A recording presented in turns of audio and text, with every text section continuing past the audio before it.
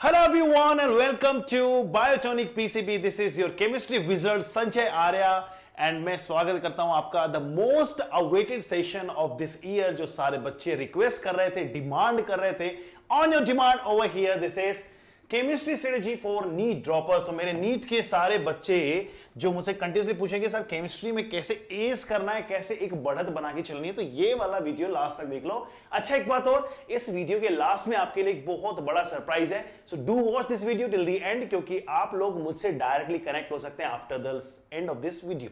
चलिए आ जाते हैं जल्दी से. सबसे पहले जानते हैं कि सबसे पहली चीज क्या आपको पिक करनी है while dealing with the chemistry and specially for our droppers. बेटा सबसे पहले सिलेबस तो समझो, रैंडमली जंप मत मारो मैदान में, बहुत सारी चीजें होती हैं करने को. सबसे पहली चीज क्या है, अंडरस्टैंडिंग द सिलेबस. तो आपका सिलेबस क्या है बच्चों? केमिस्ट्री जो आपकी स्पेशली मैं जो बता रहा हूं, केमिस्ट्री के अंदर आपके 3 सेगमेंट है. फिजिकल केमिस्ट्री, फिर आता है आपका इनऑर्गेनिक केमिस्ट्री और एक आता है आपका ऑर्गेनिक केमिस्ट्री. तीनों को इन डिटेल समझना है. ऑलमोस्ट वेटेज तीनों का इक्वल होता है. That's why every part is equally important. Physical chemistry के डर निकालने का वीडियो मैं ऑलरेडी बना चुका हूं, तो do watch it in order to ace your physical chemistry. Inorganic के लिए सबसे पहले सबसे अच्छा जो आपका वेपन है एनसीईआरटी की लाइन बाय लाइन रिवाइज करेंगे. प्लस उसके अलावा मैंने बताया था कि ओपी टंडन इनऑर्गेनिक की बुक आप उठा लेंगे जीआरबी पब्लिकेशन की. That will help you out into this mess up.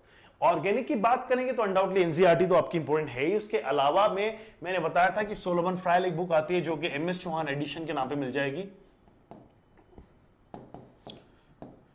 इसके अलावा भी और भी काफी सारे बुक्स हैं जो आप प्रेफर कर सकते हैं. वैसे मैं स्पेशली तो कोई बुक को इतना वो रेफरेंस नहीं मानता हूं, लेकिन फिर भी इट्स ऑलवेज गुड कि आप जो है स्पेसिफिक किताबें ही पढ़ें. एक तो मैं अपने नोट्स आपको कंप्लीटली प्रोवाइड करा दूंगा. उसके अलावा आप क्या कर सकते हैं, एनसीईआरटी को फॉलो करें. एनसीईआरटी के अलावा कुछ रेफरेंस बुक उठा लो. जीआरबी पब्लिकेशन की ही आप प्रीवियस ईयर की बुक भी उठा सकते हैं.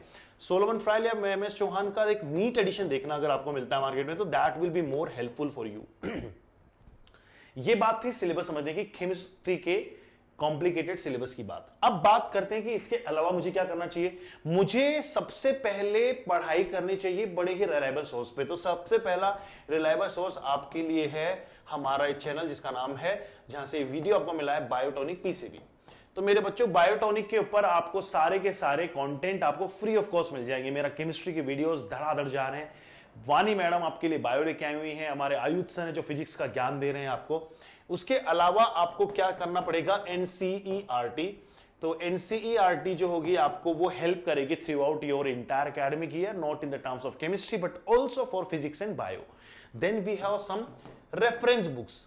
तो मैंने आपको बताया कि रेफरेंस बुक्स तो देखिए वैसे तो अथाह हैं, लेकिन केमिस्ट्री की बात करेंगे तो मैं बस 2-3 चीजें बताऊंगा. एक तो आप एनसीईआरटी तो डेफिनेटली लगाते चलें, आज सारे क्वेश्चंस करें, लाइन बाय लाइन क्वेश्चन करें.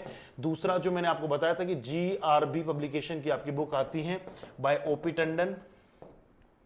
ये आप पकड़ लें, ओपी टंडन पकड़ लें. वैसे तो जेडी ली भी किताब अच्छी है इनऑर्गेनिक के लिए, लेकिन मैं वही मान रहा हूं कि काफी ज्यादा सिलेबस हमें नहीं पढ़ना है. हमें स्पेसिफिकली जाना पड़ेगा. एक ही साल है हमारे पास में, हम ड्रॉपर्स हैं. पी बहादुर एक बुक है जो आप फिजिकल के लिए प्रेफर कर सकते हो, ऑप्ट कर सकते हो. और इसके साथ साथ मैं असाइनमेंट आपसे शेयर करता रहूंगा.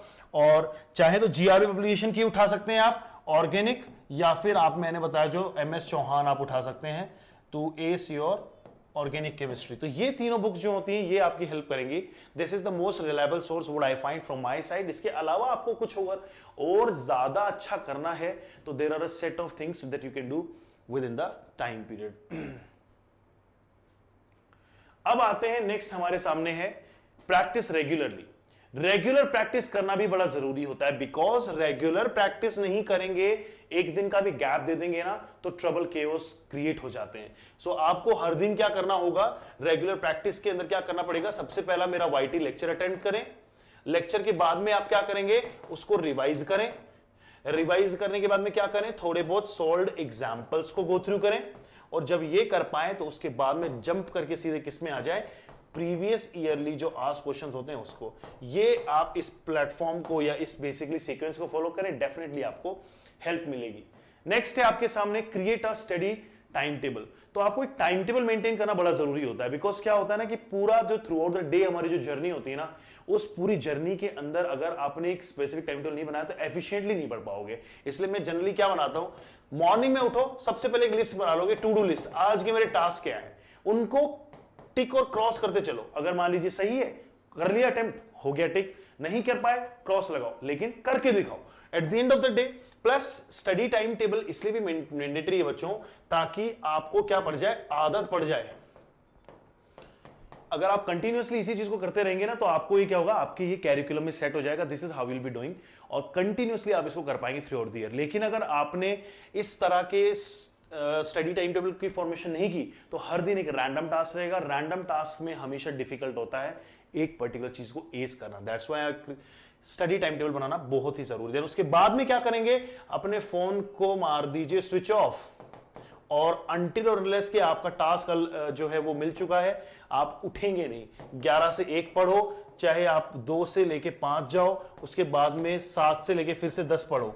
मैं कह रहा हूं कि कंटिन्यूअसली अगर आपने 8 घंटे भी मेंटेन कर लिया हर दिन के लिए ना, इससे बड़ा कोई अचीवमेंट हो नहीं सकता है। ये था आपका क्रिएटिंग द टाइम टेबल वाला पार्ट। उसके बाद में आता है आपके पास में focus on your problematic area. अगर मान लीजिए आपका फिजिकल पुअर है, फिजिकल केमिस्ट्री अगर आपका पुअर है, तो किसी भी पार्ट को फेवरेट मत बनाओ। अगर आपने फेवरेट बना दिया, आप ज्यादा नंबर आज उसको देंगे, इसके वजह से आपका जो दूसरा पार्ट है उसको टाइम नहीं मिलेगा। जो फेवरेट पार्ट बनते जा रहे हैं उनको जल्दी से जल्दी फिनिश करो। मुझे 1 आवर पढ़ने की जरूरत नहीं है inorganic chemistry, half an hour में निपटा दूंगा और सीधा जंप करूंगा किसमें, इसके ऊपर फिजिकल केमिस्ट्री में मैं फिर से अपना टाइम दूंगा। ये है आपका फोकस करना प्रॉब्लमेटिक पार्ट पे, और बहुत ही जरूरी हो जाता है ये उस केस में जहां पे आप लोगों को प्रॉब्लमेटिक एरियाज आते हैं या फिर न्यूमेरिकल्स नहीं बनते हैं, तो ज्यादा टाइम देना पड़ेगा। डायरेक्ट क्वेश्चन में जंप करना नहीं है, सीक्वेंस मैंने बता दी है। सीक्वेंस क्या थी आपके पास में, कॉन्सेप्ट पढ़ना, रिवाइज करना, उसके बाद में सॉल्व प्रॉब्लम देखना, उसके बाद क्वेश्चन करना, फिर आना पीवाईक्यूज पे। तो इसीलिए आपको क्या जरूरी है, बहुत जरूरी हो जाता है कि प्रॉब्लमेटिक पार्ट पे फोकस करना। And this is the same only, the focusing on the problematic part जो मैंने अभी समझाया, that is the same only. I guess ये पॉइंट रिपीट हो गया है मेरे एंड से, आगे बढ़ जाते हैं। मॉक टेस्ट देना बड़ा जरूरी है। मैंने मॉक टेस्ट के लिए हमेशा बोला है कि ये टेस्ट जो होते हैं आप खुद से भी बना सकते हैं। क्या कर सकते हैं, first of very all there are several sources जहां से आपको टेस्ट मिल जाते हैं। इसके अलावा बुक्स आती है, प्रीवियस ईयर आस्क्ड क्वेश्चंस की बुक्स आती है, जिसमें आपको पेपर मिल जाएंगे, सैंपल पेपर, प्लस एनटीए ने भी अपने को सैंपल पेपर जारी किए हुए, उनको भी आप अटेम्प्ट कर सकते हैं। अगर आपको चैप्टर वाइज जाना है तो मैं भी आपको हेल्प करते रहूंगा, हमेशा कंटेंट प्रोवाइड करने में, आपको ये सब मिल जाएगा। इसके अलावा जो रेफरेंस बुक मैंने आपको बताई है जीआरबी पब्लिकेशन की, उनके अंदर भी एंड में आपको क्वेश्चंस मिल जाएंगे सैंपल नोट्स के लिए। तो आप क्या करेंगे, खुद के लिए एक टेस्ट पेपर बना लीजिए। क्या करेंगे, टिक करते चलो 1, 5th, 6th, 8th, 10th, ये क्वेश्चन इस तरह से, और पूरे के पूरे 45 क्वेश्चंस पिक कर लो। क्या होगा उससे फायदा, उससे ये फायदा होगा आपका कि आपको वो क्वेश्चन पकड़ने जो आपको नहीं आते हैं, आपको डिफिकल्ट लग रहे हैं दिखने में, क्योंकि कई बार क्वेश्चन देखते ही हमें समझ में आ जाता है कि मैं इसको कर पाता हूं कि नहीं। तो आपको वो वाले क्वेश्चन मिल गए जिनमें आपको डिफिकल्टी थी, आप इनने इसको सोल्व कर दिया, तो इससे डिफिकल्ट क्वेश्चन जो होंगे, मतलब आप नीट के एग्जाम को आराम से फोड़ देंगे अगर आपने ये क्वेश्चन कर लिए जो आपको नहीं आते हैं वो। तो ये था आपका टेस्ट पेपर देने का तरीका। हमेशा वीकली टेस्ट दें आप, मैं हमेशा हेल्प करूंगा कि आप वीकली टेस्ट दें। एक टेस्ट हमेशा वीक में एक दें, उसके बाद में आप वीक में 2 टेस्ट देना, 3 टेस्ट देना शुरू कर देना, और जैसे 9 मंथ्स के बाद में आपका सिलेबस कंप्लीट होगा, हर दिन में 2 टेस्ट देना। ये थी मेरी स्ट्रेटेजी मॉक टेस्ट के लिए, सारे रिपीटर्स के लिए। विदाउट वेस्टिंग द टाइम जल्दी जल्दी सीख लेते हैं। अगला पॉइंट क्या है, पीवाईक्यूज लगाना। क्यों, क्योंकि मुझे सबसे ज्यादा इंपॉर्टेंट क्या है, कोई भी एग्जाम कब क्रैक होता है, इससे क्रैक होता है। क्या बोलते हैं इसको, कॉन्फिडेंस। अगर आप कॉन्फिडेंट नहीं हो, कुछ नहीं कर सकते अपनी लाइफ में। और कॉन्फिडेंस कहां से आएगा, उस पर्टिकुलर चीज से फाइट करके ही कॉन्फिडेंस मिलेगा आपको। करेक्ट। अभी क्लास है सर, 3 मैं 1 मिनट के अंदर फ्री होके आ रहा हूं बाहर।